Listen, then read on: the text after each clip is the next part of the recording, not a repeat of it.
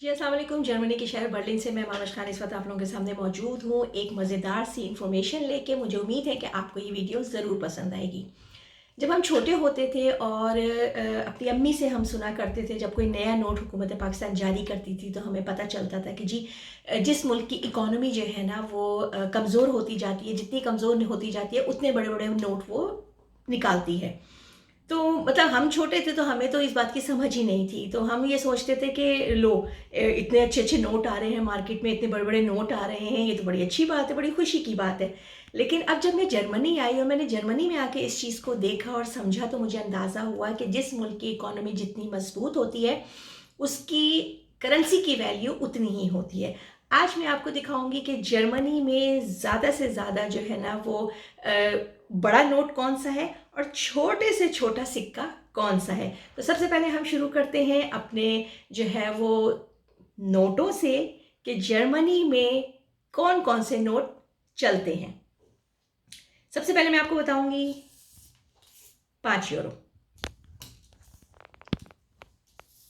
उसके बाद है 10 यूरो। ये है 20 यूरो।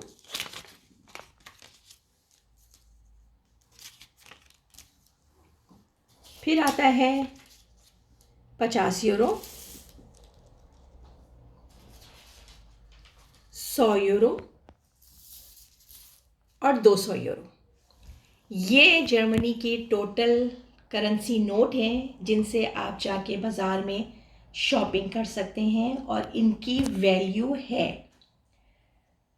हमारे यहाँ अभी जो है मतलब 500 तक का नोट भी जर्मनी में 2002 से शुरू हुआ था, लेकिन जो मेरी इन्फॉर्मेशन है उसमें ये कहते हैं वो पर्पल कलर का होता है और इसी तरीके से जो ना वो उसका कलर पर्पल होता है, जामनी कलर का 500 का नोट। अगर आप गूगल पर सर्च करेंगे आपको मिल जाएगा।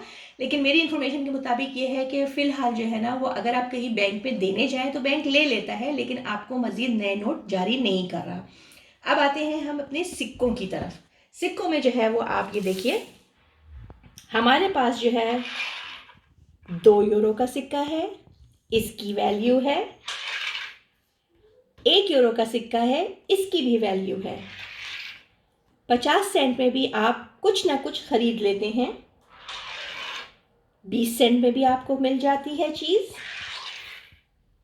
10 सेंट तक में जो है वो आप कुछ ना कुछ आप ले सकते हैं। 5 सेंट का सिक्का भी है, 2 सेंट का सिक्का भी है और हैरत अंगेज तौर पर 1 सेंट का सिक्का भी यहाँ चलता है।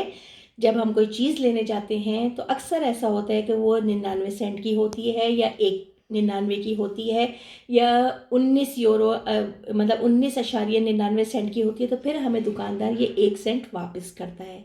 इसका मतलब है कि वैल्यू इसकी भी है।